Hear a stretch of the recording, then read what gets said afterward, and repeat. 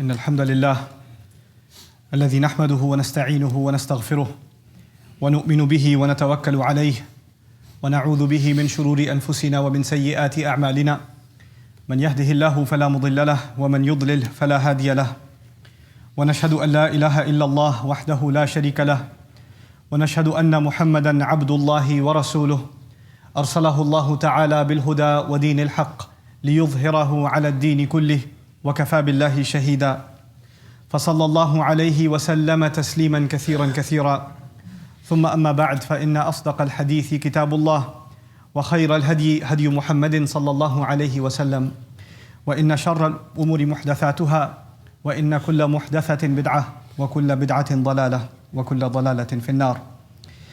يقول سبحانه وتعالى في كتابه الكريم بعد أن أقول أعوذ بالله من الشيطان الرجيم واتل عليهم نبأ إبراهيم إذ قال لأبيه وقومه ما تعبدون رب اشرح لي صدري ويسر لي أمري واحلل عقدة من لساني يفقه قولي واللهم ثبتنا عند الموت بلا إله إلا الله واللهم اجعلنا من الذين آمنوا وعملوا الصالحات وتواصوا بالحق وتواصوا بالصبر آمين يا رب العالمين.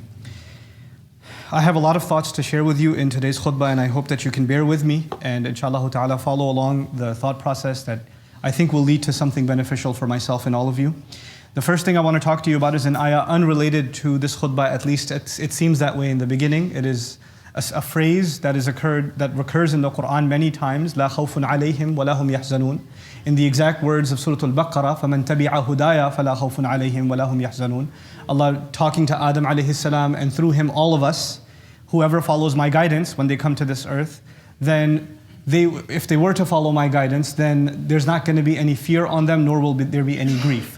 So I want to start this khutbah with these two emotions, fear and grief, and just mention some things about them that are very important for the subject matter at hand. What I want to tell you is that actually when somebody follows the revelation of Allah, Allah's promise is that they will not be overwhelmed with grief nor with fear. Both of those things are going to be removed. But actually the converse is also true. When somebody is overwhelmed with fear or somebody is overwhelmed with grief, then their view of revelation, their view of the guidance of Allah becomes skewed. It becomes corrupted. Now what do I mean? When somebody's very scared, fear, when somebody's very, very scared, then they see something, some truth in the word of Allah. They see something that Allah would want you to declare openly, but you're too afraid of the consequences. And out of fear, you hide what you would say and would have bad consequences on you. You might lose your job for speaking the truth. Somebody in your family might not want to hear what you have to say, even though it's the truth. And even though it's the just thing to do, the right thing to do, you won't say it because of the fear of consequences. So people abandon guidance sometimes in personal life, in personal decisions, because of fear. On the other hand though is grief. And grief can transform slowly into anger and rage. You know, somebody's sad in the beginning over something happened and then it makes them angry. And this is a common transition. Now with sadness and anger together, the thing to understand is you want to justify your anger. You want to speak out against someone. You want to retaliate. And now you start using the religion, the Quran, the Sunnah of the Prophet ﷺ, and you start picking out ayat, picking out a hadith that justify your anger.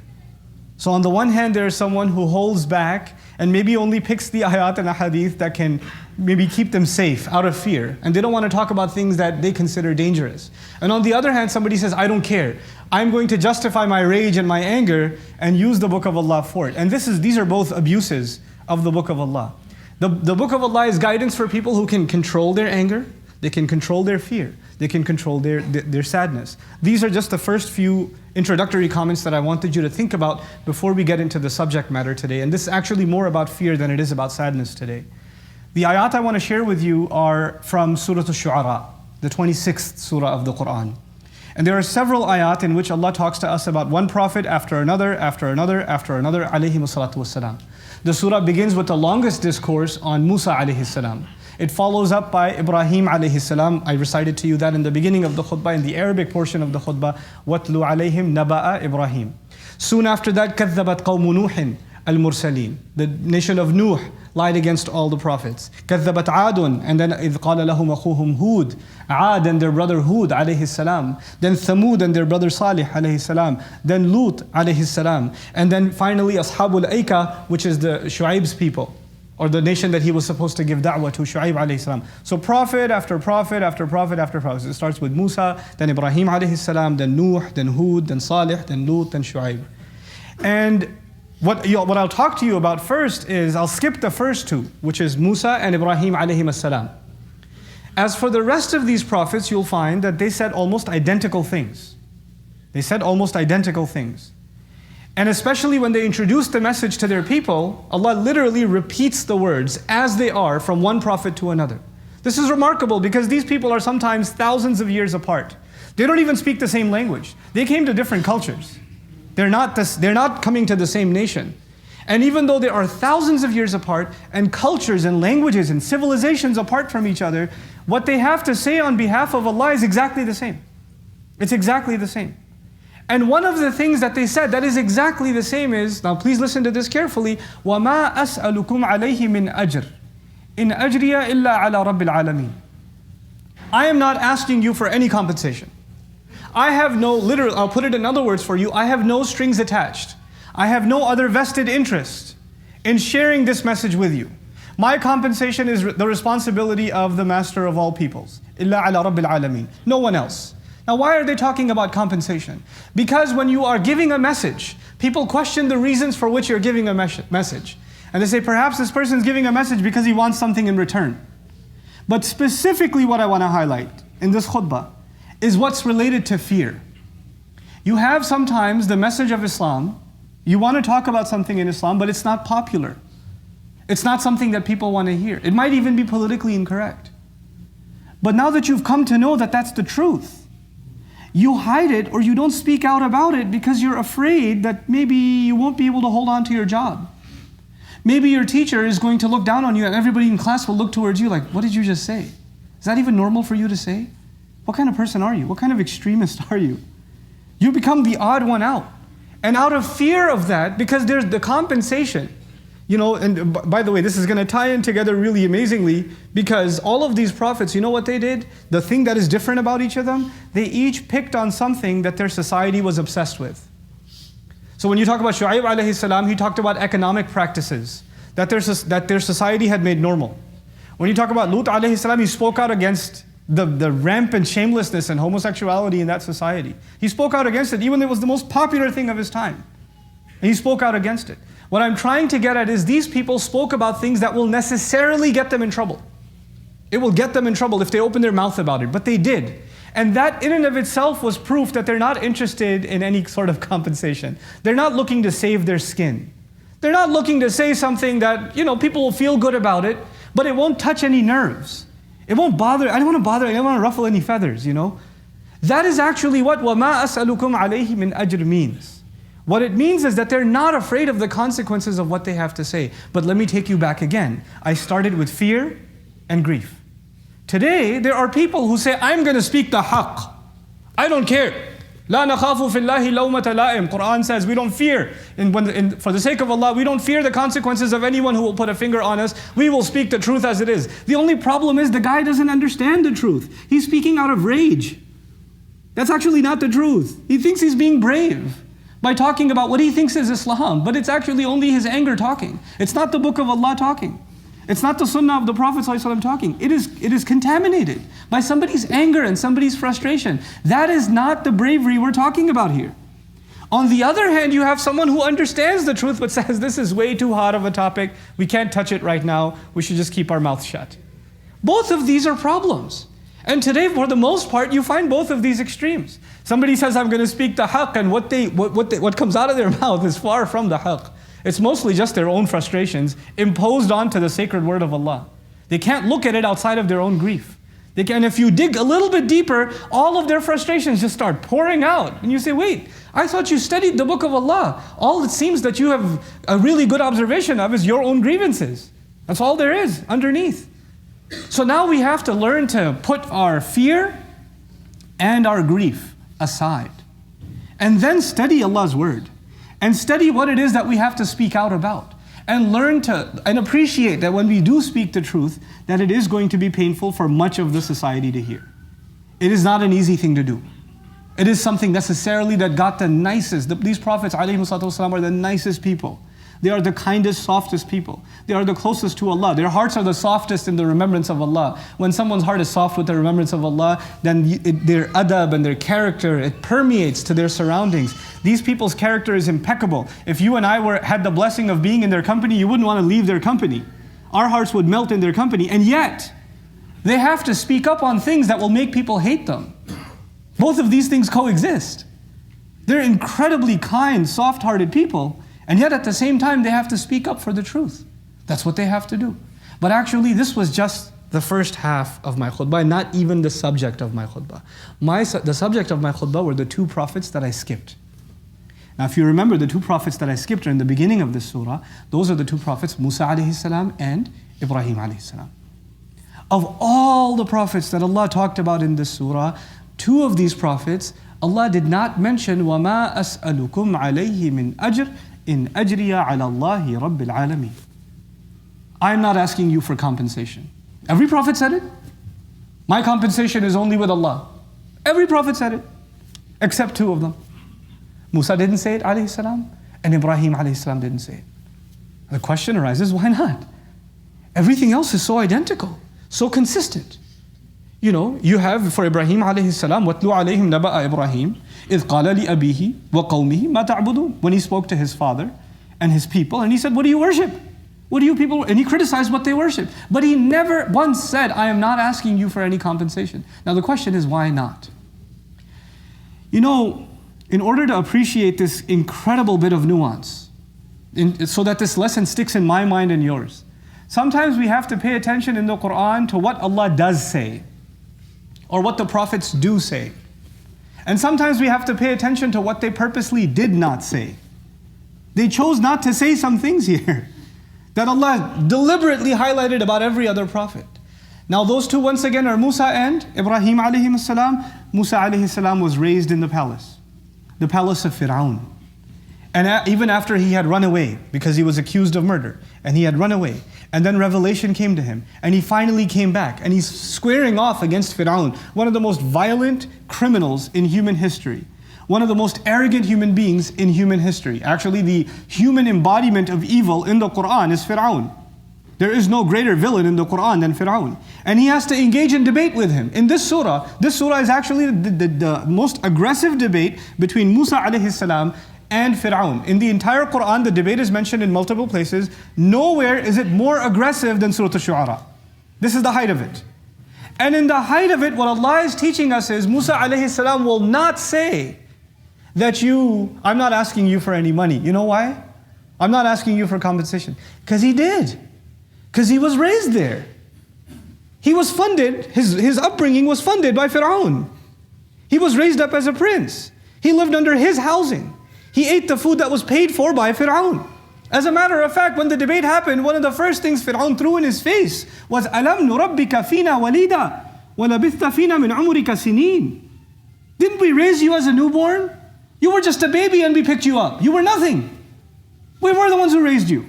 Didn't you spend many years of your life living among us? We didn't ask you for rent. We didn't ask you to pay. He's not going to bring it up because he knows that that is a favor, in fact, Fir'aun did. And as a matter of fact, the Quran makes it a point to acknowledge that favor. وَتِلْكَ نِعْمَةٌ تَمُنُّهَا عَلَيَّ. He says that in fact is a favor that you did do on me. That you have a favor on me and I can't ignore it. And there's great luxury actually. تِلْكَ نِعْمَةٌ. Not just, ذَلِكَ مَتَاعٌ. نِعْمَةٌ. A luxury that you gave me. Convenience that you offered me. You gave me a good life. That is a favor I owe you. That is in fact something you did for me. What are we learning? That even if you're debating the most harsh enemy, even if you're standing up against what you would consider the embodiment of evil, even they have done something good and you have to acknowledge it. You can't ignore it. You can't dismiss it. Nobody's completely evil or completely good. As bad as Fir'aun is, there's something he did good. And it has to be acknowledged. And you can't dismiss it.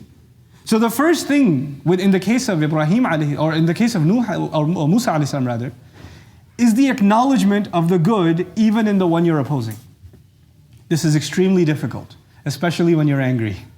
Especially when you think you're speaking on behalf of Islam or truth or justice. The one you're opposing, you see nothing in front of you except an enemy. You want to crush them in any way you can. And actually giving them even some bit of appreciation might feel like, oh my God, I'm giving them ammunition. They might be empowered. They might win this argument because I gave in a little bit. No. When it comes to a good that comes to you, even if it comes from the enemy of Islam, you acknowledge it. Now think about this as a principle in life. I should and you should. There are people we have disagreements with all the time. Family has disagreements. Husband and wife have disagreement. Parents and children have disagreement. Family has disagreements. Friends have disagreements. And when we have these disagreements, all we remember are the bad of the people we're disagreeing with. The only stories, you remember what you said this? Remember when you said this? Remember when you did this? Remember when you did that? And you make a list of all the bad. If Musa alayhi salam can even see good in Fir'aun, that's Fir'aun. This is your family. This is your brother. This is your wife. This is your child. You could see good in them. And it's not a defeat if you acknowledge it. It's not humiliating for you to acknowledge it. It's evil of you to dismiss it, to not appreciate it, even when you're engaged in argument. That's the principle we're being taught here. I have to speak the truth. Yes, you do. But you can't speak that truth at the expense of the good. This is not something that you dismiss. You're not allowed to. And then let's turn to the story of Ibrahim alayhi salam, because that's the next case, right? It's Ibrahim alayhi salam. And he's not going to bring up, I'm not asking you for money. Because who was he talking to? He was not just talking to his nation, he was also talking to his father. And his father builds idols. His father is the source of shirk in that society. His father is the first one to kick him out.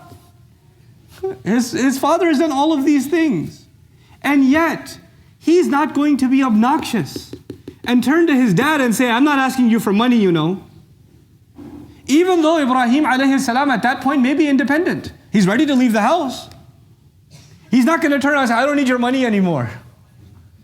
Because he's not going to dismiss everything his father has done for him up until now. You can't do that. You can't let your anger and even your stance for the sake of Allah, you cannot let that get you to the point where you say something that will hurt the feelings of the other. Because you should speak the truth, but you shouldn't be looking to hurt. Because sometimes we say things in argument, the only point of it is to hurt someone. It's the only reason you're saying it. There's actually no other reason. Like, you hurt me, now I'm going to find some way of hurting you. And this is, in the first case, it was the acknowledgement of good. In the second case, which may even be harder for us, acknowledging good might, I'll acknowledge some of your good, but then I'm going to slap you around after that. Then I'm going to throw some words at you that will take all of that acknowledgement away. By the way, you're a good person, but you are also shaitan. You're also shaitan. That's what we do. We'll acknowledge the good and then start the beat down. What are we learning from Ibrahim alayhi salam? Don't hold your tongue back. Don't say something you know will hurt. Don't be dismissive. Don't be dismissive of the good someone has done to you. Hold back from it. These are such golden principles of discourse. In the most intense, in the most aggressive situations in the Quran, this entire surah is debates. All of it. One prophet debating his people, another debating his people, another debating his people, and whatever conflicts we have in our personal lives, there's no comparison between the prophets and their people and the conflicts those were. There's no comparison. And if they can stick to these principles in that conflict, then there's no excuse for you and me. Yes, we fail. Yes, I make mistakes. I get angry and I say things I regret later. But you know what? This is what this book is for. This book is to bring us back to this guidance, these principles. These people lived by principles. They had a code in how they engaged. And that's not just something for nations that came a long time ago and now they're gone. It's just fun history lessons. These are things we have to live by today. These are things you have to live by, I have to live by. There are going to be people that you talk to, that you engage in conversation with, and they will say things that hurt you. They'll say things that make you really upset. It boil your blood, boy, oh. And then you have things, you immediately come back with a response. Oh yeah, you hurt me? Let me show you what hurt is. رُبَّ قَوْلٍ أَشَدُّ مِنْ صَوْلٍ, the Arab says. He says maybe sometimes words can give you a beat down more than an actual beat down. Words can hurt more than a beating. So you think of a response. You think of how you're going to retaliate. You're going to hurt right back. But at that point, just remember Ibrahim alayhi salam. At that point, just remember that, Fir'aun tried to press every button he could. He tried to provoke Musa alayhi salam in every way he could. Every way he could. But Musa alayhi salam kept his cool. Did not engage. Did not allow that to become a conversation. He did not say, what do you mean I'm not grateful? What do you mean I'm denying? I'm not saying you did anything wrong, but I mean you are a pretty bad guy. He didn't do that. He didn't do that. He called him insane. He called him a liar. He called him a magician. He called him all kinds of names. But he kept his cool. What are we learning? People, that when you talk to someone and it's a conflict, when you're engaged in a conversation and somebody's angry, then they're going to say things. They're going to say things that are not true. They're going to say things that are not accurate. They're going to say things in the heat of the moment, just to get you fired up. Because they're hurt, so they want to make sure you're hurt. And you have to display your calm. You have to hold yourself back. Wallahi, it is those times. It's those times when the word of Allah comes to life in our life. It's fine to have the argument with your wife, your husband. It's fine to have the argument with your kids, yell and scream, and then come early to Jum'ah and recite Surah Al-Shu'ara on your own with proper tajweed. That's not what this book came for. We made this relationship with this Quran artificial. This book came to guide you and me. This book came to give you wisdom. Give me wisdom so I can live properly, so I can fix my relationships, so I can conduct myself in a way that is pleasing to Allah, that can save me from trouble. Allah did not give us these guidelines because they're expected of angels. This is possible for human beings. It's doable. Yes, we will fall. We will make mistakes. I will and you will. There's no doubt about it. Allah did not give this book to angels. He gave it to human beings. He knows, Allah ya'lamu man khalaq. Doesn't He know who He created? He knows what He made. We will fall. But you know what? This book is there to pick us up again. This book is there to fix us again, to revive us again, to restore joy in us again. That's what it's there for. ذَلِكَ تَخْفِيفٌ مِّن رَبِّكُمْ. And even when the ahkam come, Allah says this is there to lighten your burden. You will think when the hukam, the governance, the law from Allah comes, it should be a burden on you. And Allah describes it as تَخْفِيفٌ مِّن رَبِّكُمْ. Lightening for you. It takes your load off. The purpose of Allah's instruction is to take your load off. Well, the further we get from this wisdom, this guidance in our lives, the heavier our own life becomes, the more miserable we become.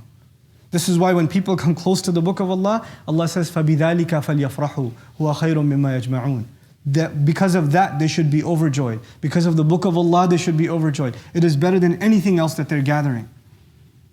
Yes, you and I will engage in some pretty intense conversations, to say the least. There are going to be arguments in our families.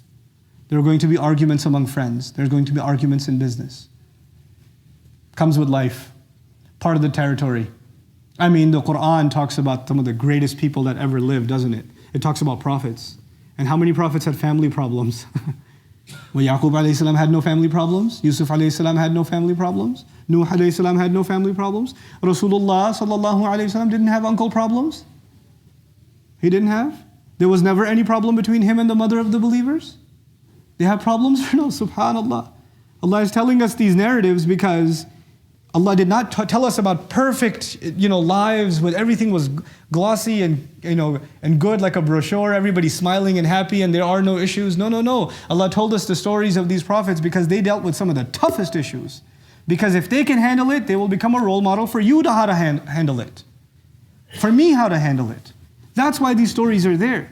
That's why these prophets are talked about, alayhimus salam. So may Allah Azza wa Jal make you and me better in the ethics, the morals, the principles with which we engage even when we disagree. May Allah Azza wa Jal bring unity and harmony in our families. May Allah Azza wa Jal remove the ill feelings between spouses. May Allah Azza wa Jal remove the ill feelings between parents and children and siblings. May Allah Azza wa Jal help us acknowledge the wrong in what we say and ask forgiveness for it. And may Allah Azza wa Jal give us and our families the ability to forgive one another. Barakallahu li wa lakum fil Qur'an al-Hakim wa nafa'ani wa iyyakum bil ayati wa dhikri al-Hakim.